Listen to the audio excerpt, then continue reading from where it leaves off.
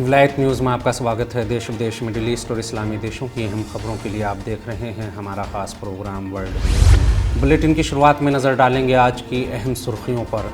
गज़ा पर लगातार 5वें दिन इसराइल के बर्बर हमले जारी, 3 महिलाओं और 6 बच्चों समेत 33 लोग शहीद। इसराइल ने 7 रिहायशी इमारतों पर मिसाइल दागे, जिहाद इस्लामी के एक और सीनियर कमांडर की मौत। हमास की चेतावनी, इसराइल के हमले ना रुके तो जिहाद इस्लामी के साथ संभालेंगे मोर्चा। ईरान के साथ कूटनीतिक रिश्ते बनाने के लिए अमेरिका पर दबाव डाल रहा है यूरोप। कमाल खलीजदार ने रूस और अर्दोगान प्रशासन ने अमेरिका पर लगाया तुर्क चुनाव में दखल देने का आरोप। कैस खजली का ऐलान, इराकी प्रतिरोधी दल इसराइल के खिलाफ मैदान में उतरने को तैयार।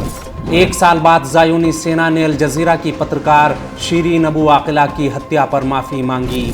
बलूचिस्तान में पाकिस्तान सेना पर हमला, 16 सैनिकों की मौत, 40 घायल।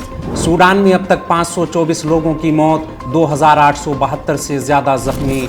रूस के पूर्व राष्ट्रपति मेदवेदेव की चेतावनी, कभी भी शुरू हो सकता है तीसरा विश्व युद्ध। सैयद हसन नसरुल्लाह का बड़ा ऐलान, नेतन्याहू का मिशन नाकाम, फिलिस्तीन के लिए कुछ भी कर गुजरेंगे।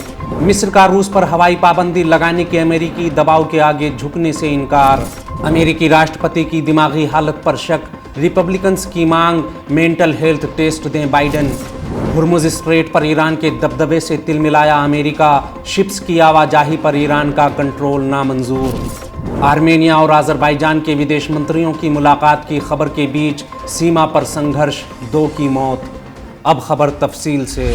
गज़ा पर लगातार 5वें दिन इसराइल के बर्बर हमले जारी, 3 महिलाओं और 6 बच्चों समेत 33 लोग शहीद। इसराइल की ओर से आतंक की नई पहल और प्रतिरोधी दलों की टारगेट किलिंग के लिए शुरू की गई योजना के तहत लगातार 5वें दिन गज़ा पर बर्बर हमलों का दौर जारी है। फ़िलिस्तीन हेल्थ मिनिस्ट्री की रिपोर्ट के मुताबिक शनिवार सुबह तक गज़ा पर इसराइल के बर्बर हमलों के कारण 6 बच्चों और 3 महिलाओं समेत कम से कम 33 आम नागरिक मारे गए, जिसमें जिहाद इस्लामी फ़िलिस्तीन की सैन्य यूनिट सराया अल कुद्स के 6 कमांडर भी शामिल हैं। हेल्थ मिनिस्ट्री की रिपोर्ट के मुताबिक गज़ा की रिहायशी इमारतों पर इसराइल के मिसाइल हमलों में ज़ख्मी होने वाले आम नागरिकों की तादाद भी बढ़कर 147 हो गई। इससे पहले हेल्थ मिनिस्ट्री ने शहीदों की तादाद 33 और घायलों की संख्या 93 बताई थी। इसराइल ने एक बार फिर गज़ा में कम से कम 7 रिहायशी इमारतों को बर्बर हमलों का निशाना बनाया। वहीं इसराइल रेडियो ने कहा है कि इसराइल की अपील पर मिस्र ने संघर्ष विराम की कोशिशें की हैं, लेकिन कोई नतीजा सामने नहीं आया। वहीं गज़ा पर जारी लगातार हमलों के बाद हमास ने कड़ा रुख अपनाते हुए कहा कि हम जिहाद इस्लामी को अकेला नहीं छोड़ेंगे। अगर गज़ा पर इसराइल के वहशी हमले ना रुके तो हम जिहाद इस्लामी के साथ खुलकर मैदान में उतरने में कोई संकोच नहीं करेंगे। हमास के एक सीनियर नेता ने कहा कि ये बात सच है कि प्रतिरोधी दलों की ओर से किए जा रहे जवाबी हमलों की कमान जॉइंट ऑपरेशंस रूम के हाथों में है, लेकिन हमारे लड़ाके बहुत देर तक हाथ पर हाथ रखे बैठे नहीं रह सकते। वहीं जिहाद इस्लामी फ़िलिस्तीन के प्रमुख ज़ियाद नुखाला से बात करते हुए असाइब अहले हक़ इराक़ के प्रमुख हुज्जतुल इस्लाम कैस खजली ने कहा कि हम फ़िलिस्तीनी मुजाहिदों को हर तरह से समर्थन देने के लिए तैयार हैं। उन्होंने कहा कि इराक़ हमेशा से ही फ़िलिस्तीन का हामी रहा है और प्रतिरोधी दल ज़ायोनी शासन के ख़िलाफ़ फ़िलिस्तीनी मुजाहिदों के साथ हैं। अगली खबर में बात करेंगे तुर्की आम चुनाव से पहले अमेरिका के खिलाफ अर्दोगान प्रशासन की तेज़ होती बयानबाजी की। अंकारा ने वाशिंगटन के खिलाफ मोर्चा खोला, अमेरिका का कोई राज्य नहीं है तुर्की। तुर्की में कल होने वाले आम चुनाव से पहले अर्दोगान और उनके कैबिनेट साथियों के साथ साथ तुर्की के सत्ताधारी दल के नेताओं ने अमेरिका के खिलाफ बयानबाजी तेज़ कर दी। जहां अर्दोगान को चुनौती दे रहे कमाल खलीजदार ने रूस पर तुर्क चुनावों को प्रभावित करने के आरोप लगाते हुए यूरोप से रिश्ते बढ़ाकर रूस पर पाबंदी लगाने तक की बातें कहीं। वहीं अर्दोगान और उनके कैबिनेट साथियों ने अमेरिका पर आरोप लगाया कि वो तुर्क चुनावों में दखल दे रहा है। तुर्की की कमान संभाल रही जस्टिस एंड डेवलपमेंट पार्टी के प्रमुख नेता अहमद बरात चूनकार ने अमेरिका पर कड़ा रुख अपनाते हुए कहा कि अमेरिका हमसे अपने किसी राज्य की तरह बर्ताव कर रहा है। अहमद ने कहा कि अमेरिका हम पर दबाव बना रहा है कि हम रूस से खरीदे गए मिसाइल डिफेंस सिस्टम S-400 को यूक्रेन भेज दें। ये हमारी आज़ादी और संप्रभुता पर हमले के अलावा और कुछ भी नहीं। बता दें कि इससे पहले तुर्क विदेश मंत्री मौलूद चावुशओगलू ने भी कहा था कि अमेरिका हम पर दबाव बना रहा है कि हम रूस का अत्याधुनिक missile defence system S-400 Ukraine भेज दें। ओगलू ने कहा कि हमने इस दबाव में झुकने से इनकार कर दिया और अमेरिका की ऐसी किसी भी बात को मानने से साफ मना कर दिया। तुर्क नेता अहमद ने इस घटना पर रिएक्ट करते हुए कहा कि ये हमारी आज़ादी और संप्रभुता पर हमला है। हम एक आज़ाद देश हैं और अपने अहम और रणनीतिक फैसले अपने देश के हितों के हिसाब से लेंगे। उन्होंने कहा कि हम अमेरिका की कोई रियासत हैं, ना ही उसके इशारों पर नाचने वाली कठपुतली। ऐसी कोई भी मांग हमारे लिए काबिले कबूल नहीं। गौरतलब है कि अमेरिका 2017 से ही रूस और तुर्की के बीच हुए S-400 समझौते का कट्टर विरोधी रहा है, जबकि तुर्की ने अमेरिका से एयर डिफेंस सौदे पर अंतिम मोहर न लगने के बाद रूस से S-400 खरीदने के सौदे पर दस्तखत किए थे। अगली खबर में फ़िलिस्तीन संकट और इसराइल के गज़ा पर जारी बर्बर हमलों के बीच हसन नसरुल्लाह के बड़े बयान की बात होगी। सैयद हसन नसरुल्लाह का ऐलान, नेतन्याहू का मिशन नाकाम, फ़िलिस्तीन के लिए कुछ भी कर गुजरेंगे।